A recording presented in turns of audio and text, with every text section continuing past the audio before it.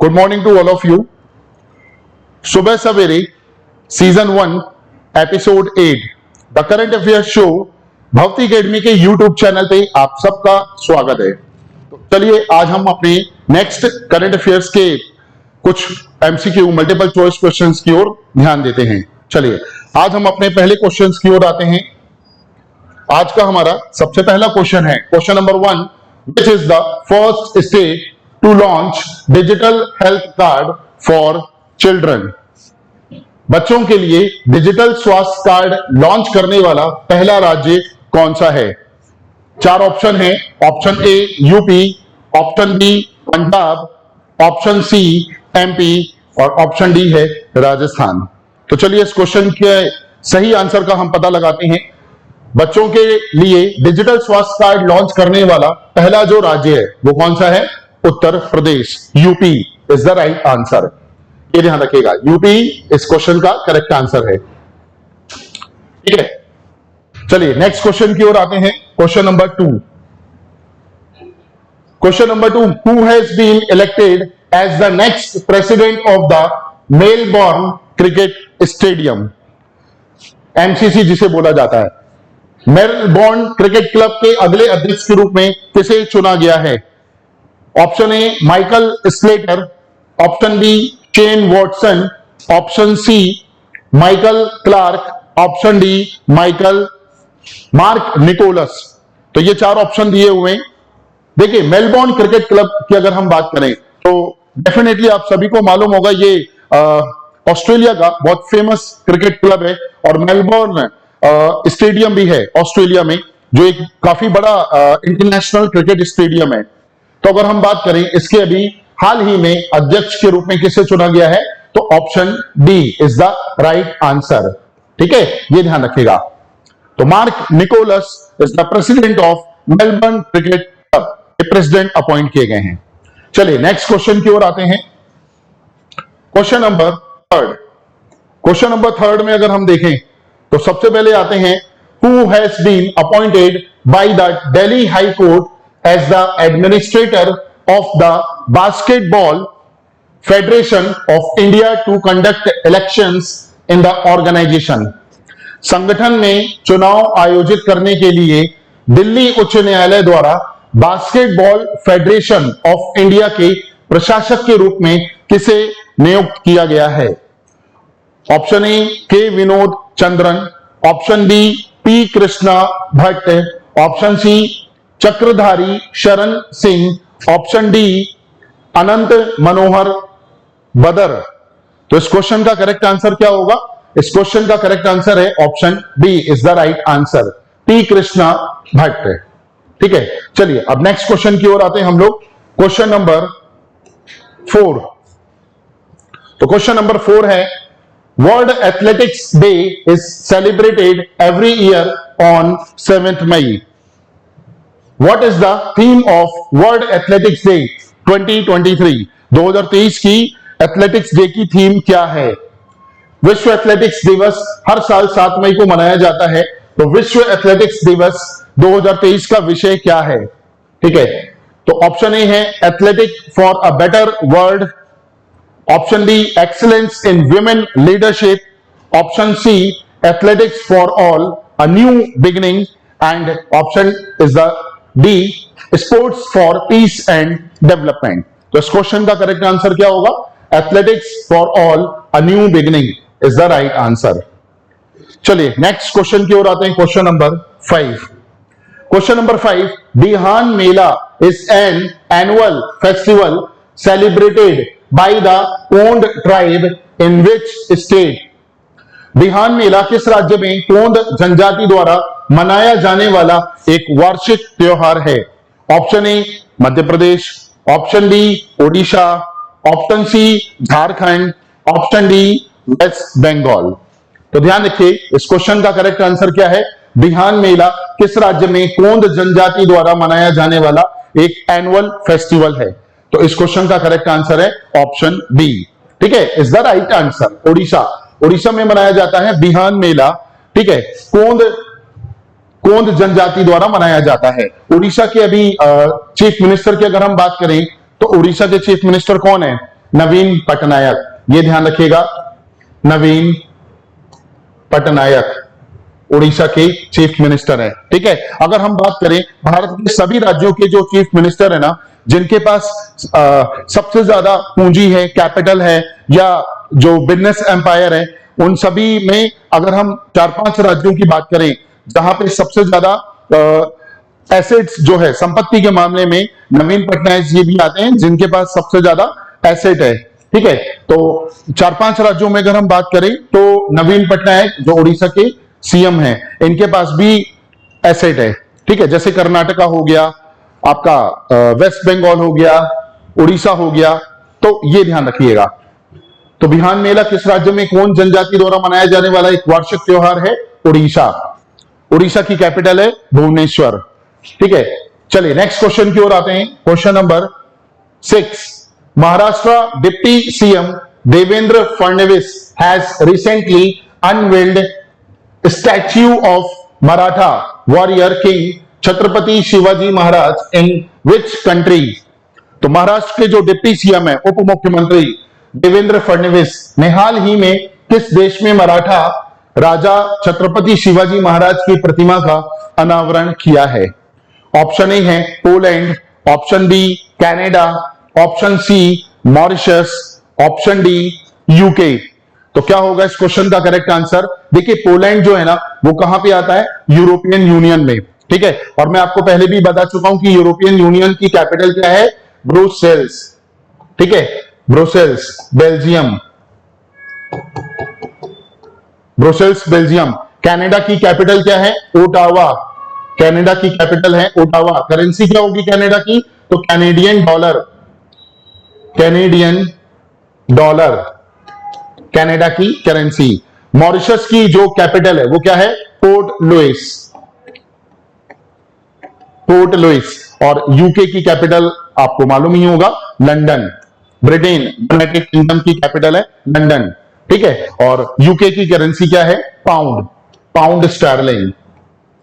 तो ये capital currency से रिलेटेड आपको नाम ध्यान रखना है।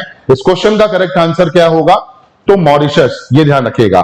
ठीक है, मॉरिशस में महाराजा छत्रपति शिवाजी की प्रतिमा का अनावरण किया गया है।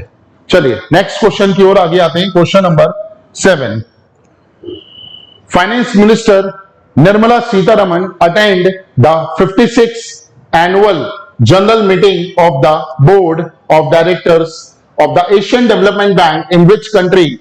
वित्त मंत्री निर्मला सीतारमण किस देश में एशियाई विकास बैंक के निर्देशक मंडल की 56वीं वार्षिक आम बैठक में भाग लेती हैं? Option A South Korea, option B North Korea, option C Japan, option D Thailand. तो ये 4 ऑप्शन है। इस क्वेश्चन का करेक्ट आंसर क्या होगा? तो सबसे पहले मैं आपको बता दूं कि वित्त मंत्री निर्मला सीतारमण ये हमारे देश की क्या है? वित्त मंत्री हैं, फाइनेंस मिनिस्टर हैं। फाइनेंस सेक्रेटरी की अगर हम बात करें तो फाइनेंस सेक्रेटरी कौन है? टी सोमनाथन। ठीक है, हमारे देश के जो वित्त सचिव हैं, फाइनेंस सेक्रेटरी, फाइनेंस सेक्रेटरी कौन है?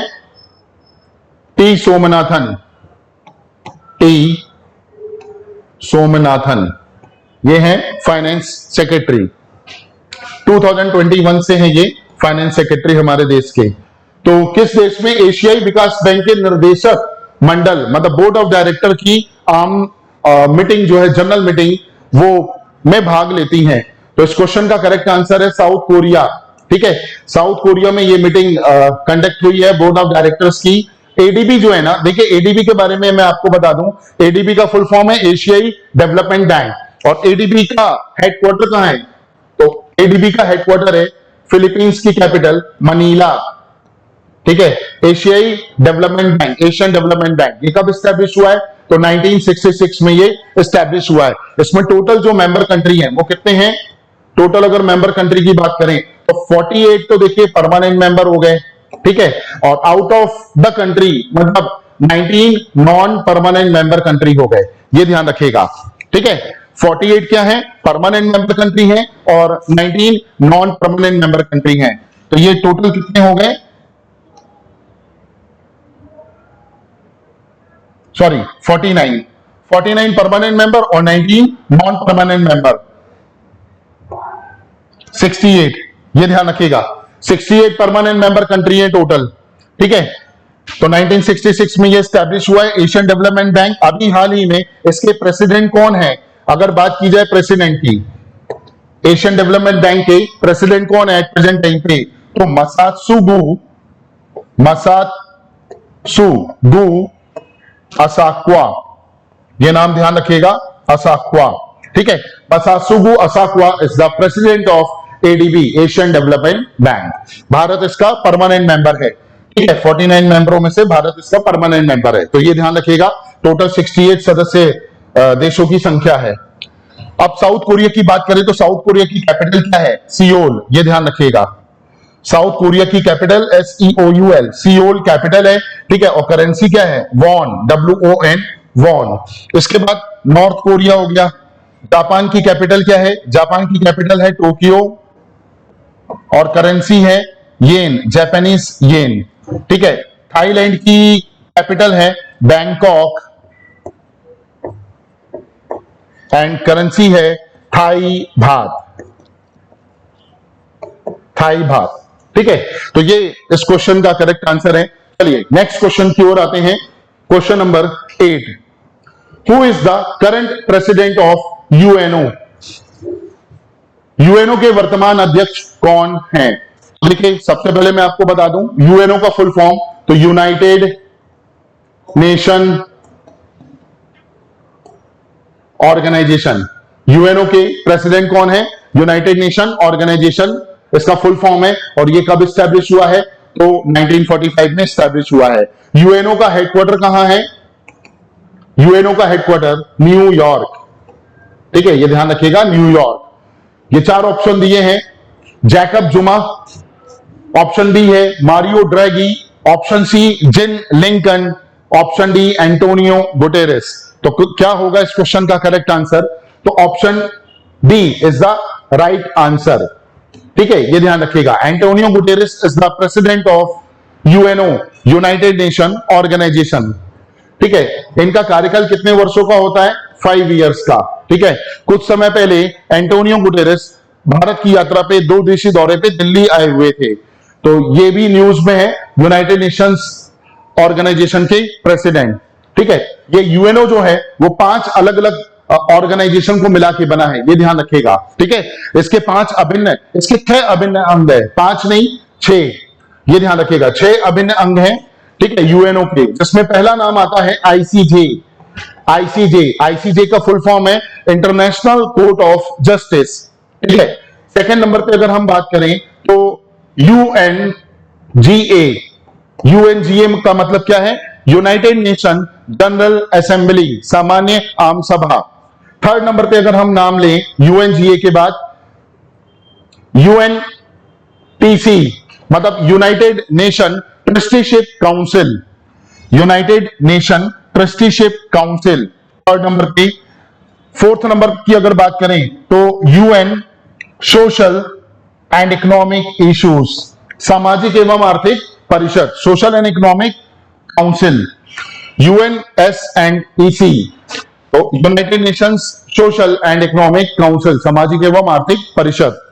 इसके बाद 5वें नंबर पे UNSC, United nation security council, सुरक्षा परिषद। सुरक्षा परिषद में कितने स्थायी सदस्य हैं?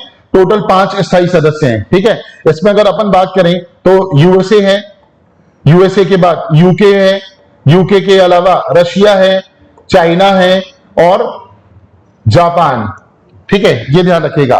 ये 5 परमानेंट मेंबर कंट्री हैं यूएनएससी के, और इसमें 5 देशों का वीटो पावर यूज होता है। 5 देशों का क्या यूज होता है? Veto power. भारत और पाकिस्तान इसके 2 साल के लिए नॉन परमानेंट मेंबर बन चुके हैं। जो नॉन परमानेंट मेंबर हैं वो ऑटोमेटिकली यूएनएससी से 2 साल के बाद अस्थायी सदस्यता लेके बाहर हो जाते हैं। परमानेंट मेंबर हमेशा बने होते हैं क्योंकि ये स्थायी मेंबर हैं, और इन्हीं के वोटिंग राइट से या वीटो पावर से कोई भी छठा देश जो है वो इसका परमानेंट मेंबर बन सकता है। तो यूएनएससी में टोटल सदस्यों की संख्या 5 है, ठीक है। जबकि लास्ट जो ऑर्गेनाइजेशन है 1 2 3 4 5 and the last one is last organisation है यूएन सेक्रेटरीट, ठीक है, मतलब सचिवालय, यूएन सेक्रेटरीट। तो ये हो गए 6, ठीक है, 6 अभिन्न अंग है, ये ध्यान रखिएगा यूएनओ के। चलिए अब आते हैं हम अपने नेक्स्ट क्वेश्चन की ओर। Question number 9। क्वेश्चन 9 है, where is the head of SCO summit in 2023? 2023 में एससीओ शिखर सम्मेलन कहां आयोजित किया गया है? बहुत इंपॉर्टेंट समिट से ये SCO. Option A India, option B China, option C Kazakhstan और ऑप्शन डी है ईरान। तो चलिए जल्दी से देख लेते हैं हम लोग। 2023 में एससीओ, देखिए सबसे पहले मैं आपको फुल फॉर्म बता दूं, मैंने पहले भी इसका फुल फॉर्म आप लोगों को बताया है। एससीओ का जो हेडक्वार्टर है ये कहां पे है? चाइना, चाइना बीजिंग में एससीओ का हेडक्वार्टर है। और एससीओ कब स्टैब्लिश हुआ है? तो 2001 में ये बना है, 2001 में बना है, ठीक है। एससीओ को पहले हम किस नाम से जानते थे? एग्जाम में क्वेश्चन पूछा जा सकता है कि एससीओ को पहले किस नाम से जाना जाता था, तो ध्यान रखिएगा Shanghai 5। Shanghai 5 is the founder member country of SCO, right. SCO का ओल्डेस्ट नेम क्या था? शंघाई 5। तो शंघाई 5 के वो 5 फाउंडर मेंबर कंट्री कौन है? जिसमें सबसे पहले देखिए, एक तो चाइना हो गया, रशिया सेकंड नंबर पे, थर्ड नंबर पे कजाकिस्तान, फोर्थ नंबर पे किर्गिस्तान, ठीक है, और फिफ्थ नंबर पे उज्बेकिस्तान, ठीक है, सॉरी फिफ्थ नंबर पे आ गया आपका तजाकिस्तान, ठीक है, ध्यान रखिएगा। एससीओ का ओल्डेस्ट नेम क्या है? शंघाई 5। शंघाई 5 कब बना है? 1995 में बना है। इसमें चाइना, रशिया, कजाकिस्तान, किर्गिस्तान और तजाकिस्तान।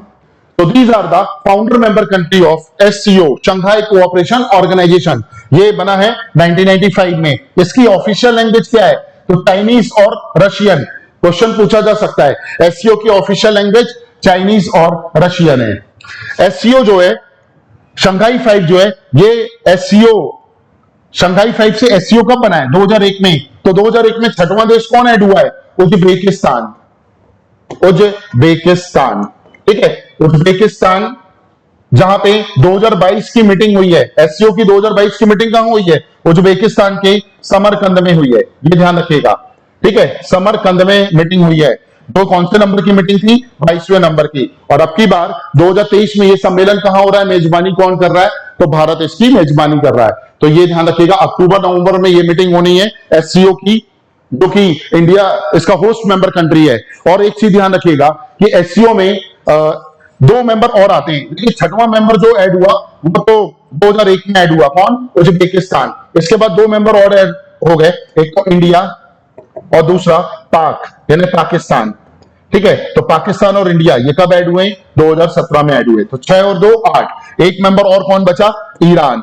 एग्जाम में क्वेश्चन आ सकता है कि who is the last member country add in SCO? तो ध्यान रखिएगा Iran. Iran is the last member country, ठीक है। ईरान इसका लास्ट 9वां मेंबर है, परमानेंट मेंबर, जो ऐड हुआ है 2022 के एंड में ऐड हुआ है, ठीक है। और उसको इन्विटेशन भेजा है भारत में, आप हमारे देश में आयोजित होने वाली समिट में पार्टिसिपेट कीजिए।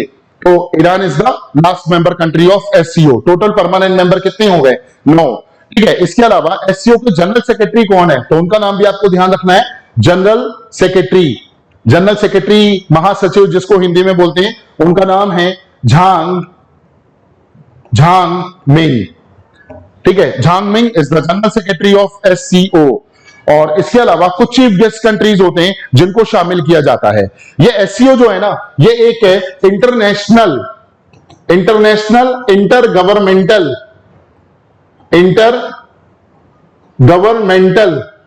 ठीक है, यूरेशियन ऑर्गेनाइजेशन है, ठीक है। एससीओ कैसा ऑर्गेनाइजेशन है? इंटर गवर्नमेंटल यूरेशियन ऑर्गेनाइजेशन है, मिलिट्री बेस्ड यूरेशियन ऑर्गेनाइजेशन है। तो ये चीज ध्यान रखिएगा। इसकी हर साल मीटिंग होती है और इन्हीं देशों में इसकी मीटिंग आयोजित की जाती है। तो भारत इसका परमानेंट मेंबर है और 2023 की मेजबानी भारत को मिली है एससीओ की। तो ये चीज ध्यान रखिएगा। चलिए नेक्स्ट क्वेश्चन की ओर आते हैं हम लोग आगे। आज का लास्ट क्वेश्चन है हमारा, question number 10। RIDF fund established by which organisation? RIDF fund किस संगठन द्वारा स्थापित किया गया है? Option A NHB, option B SIDBI, option C NABARD, option D है एक्जिम। ठीक है, तो इस क्वेश्चन का क्या होगा करेक्ट आंसर? तो चलिए देख लेते हैं हम लोग। देखिए सबसे पहले आते हैं हम लोग NHB का फुल फॉर्म की ओर। NHB का फुल फॉर्म का क्या है? National housing bank. ठीक है, NHB का फुल फॉर्म है national housing bank. National housing bank NHB का फुल फॉर्म है national housing bank. Second number पे लिखा है, देखिए NHB का हेडक्वार्टर कहां है? तो ध्यान रखिएगा न्यू दिल्ली है NHB का हेडक्वार्टर। सिडबी जो है small industries development bank of India, SIDBI का एस्टेब्लिशमेंट है 2 अप्रैल 1990, 2 अप्रैल 1990, और इसका हेडक्वार्टर है लखनऊ। इसके बाद नाबार्ड, नाबार्ड जो कि इस क्वेश्चन का क्या है करेक्ट आंसर है, ये ध्यान रखिएगा। ठीक है, RIDF फंड किस संगठन द्वारा स्टैब्लिश किया गया है? तो नाबार्ड के द्वारा। तो नाबार्ड का फुल फॉर्म है national bank for agriculture and rural development. Right, NABARD का हेडक्वार्टर है मुंबई में, और नाबार्ड कब स्टैब्लिश हुआ है? तो 12 जुलाई 1982 1982 में स्टैब्लिश हुआ है नाबार्ड। राइट, ये ध्यान रखिएगा। और लास्ट जो ऑप्शन दिया है डी एक्जिम, एक्जिम का फुल फॉर्म है एक्सपोर्ट इंपोर्ट बैंक, मतलब आयात निर्यात बैंक। इसका हेडक्वार्टर है मुंबई में। 1 January 1982 is the establishment of EXIM bank. EXIM bank की एक सब्सिडरी कंपनी है जिसे हम लोग बोलते हैं ECGC। Right, ECGC is the subsidiary company of EXIM bank, export credit guarantee corporation. तो ध्यान रखिएगा नाबार्ड जो है ना, ये एक रूरल डेवलपमेंट बैंक है, और RIDF फंड जो है वो नाबार्ड के द्वारा स्टैब्लिश किया गया है। गवर्नमेंट ऑफ इंडिया हर साल अपने बजट में नाबार्ड के लिए कुछ पैसा रूरल इंफ्रास्ट्रक्चर को डेवलप करने के लिए प्रोवाइड करती है। ये मतलब नाबार्ड के द्वारा जो बनाया गया फंड है, उस फंड में ये पैसा गवर्नमेंट नाबार्ड को देती है, तो नाबार्ड उसको डिपॉजिट करता है। ठीक है, इसके अलावा अगर हम बात करें तो RIDF में और कौन सा फंड आके जमा होता है? तो देखिए आपने नाम सुना होगा PSL का। Right, what is PSL? तो PSL का फुल फॉर्म है प्रायोरिटी सेक्टर लेंडिंग। ठीक है, एक देखिए प्रायोरिटी सेक्टर लेंडिंग को भारत में स्टार्ट किया गया था 1972 में। ठीक है, 1972 में किसके द्वारा? RBI and government of India. RBI reserve bank of India की ये योजना है, भारत सरकार की नेतृत्व में RBI की योजना है प्रायोरिटी सेक्टर लेंडिंग। एक प्रायोरिटी सेक्टर लेंडिंग के अंदर टोटल कितने सेक्टर आते हैं? तो 8 सेक्टर आते हैं। ठीक है, जिसमें आपका एग्रीकल्चर हो गया, इसके अलावा रिन्यूएबल एनर्जी हो गया, हाउसिंग है, एजुकेशन है, सोशल इंफ्रास्ट्रक्चर है। ठीक है, एंड अदर्स हो गया, अदर्स में वीकर सेक्शन हो गया जो कमजोर ग्रुप होते हैं। ठीक है, एक्सपोर्ट क्रेडिट हो गया। 8 सेक्टर हैं जहां पे मूलभूत रूप से अभी तक डेवलपमेंट नहीं हुआ है। तो इन सभी 8 सेक्टरों में डेवलपमेंट करने के लिए जो रिजर्व बैंक ऑफ इंडिया ने 1972 में एक योजना चलाई थी जिसे हम लोग क्या बोलते हैं? Priority sector lending. ठीक है, इसके टारगेट्स और सब टारगेट्स जो हैं उन्होंने डिफरेंट बैंक को भारत में बांट दिए गए हैं। जैसे ग्रामीण बैंकों को टारगेट्स दिए गए हैं, जैसे फॉरेन बैंकों को टारगेट्स दिए गए हैं, जैसे नेशनलाइज्ड बैंकों को टारगेट दिए गए हैं, जैसे प्राइमरी अर्बन कोऑपरेटिव बैंक्स को टारगेट दिए गए हैं। तो इन सभी बैंकों को टारगेट्स और सब टारगेट्स डिवाइड किए गए हैं। ठीक है, प्रायोरिटी सेक्टर लेंडिंग के तहत आपको इन 8 सेक्टर में कितना कितना पैसा उधार देना है ताकि उन क्षेत्रों का मूलभूत रूप से डेवलपमेंट हो सके। अब अगर ये बैंक्स जो हैं RBI की इस प्रायोरिटी सेक्टर लेंडिंग के रूल्स रेगुलेशन को तोड़ते हैं या उतना फंड लोन के रूप में उधार नहीं दे पाते हैं, तो RBI क्या करेगा? इनके ऊपर पनिशमेंट या पेनल्टी लगाएगा। तो उस पेनल्टी का जो पैसा होगा ना, वो आपका आके कहां पे जमा होगा? RIDF फंड में डिपॉजिट होता है। ठीक है, आप इस टॉपिक को चाहे तो RBI के सर्कुलर में भी जाके देख सकते हो। ठीक है, RBI की जो ऑफिशियली वेबसाइट है ना www.rbi.org.in, यहां पे आपको मिल जाएगा। तो ये बहुत इंपॉर्टेंट न्यूज है इस आज के वीडियो की, जिसे आपको ध्यान से सुनना है। ठीक है, तो डेफिनेटली आपको ये फंड के बारे में थोड़ा नॉलेज तो मिली होगी। तो चलिए हम लोग एक क्वेश्चन को यहां पे समाप्त करते हैं और इस क्वेश्चन का हमें आंसर मिल गया है। क्या है आंसर? नाबार्ड। तो आज के लिए बस इतना ही। आशा करता हूं आपको आज का वीडियो अच्छा लगा होगा। हम लोग नेक्स्ट क्लास में कुछ नए करंट अफेयर्स, कुछ नए क्वेश्चंस को लेके आपके सामने हाजिर होंगे। चलिए, wish you all the best. Thank you.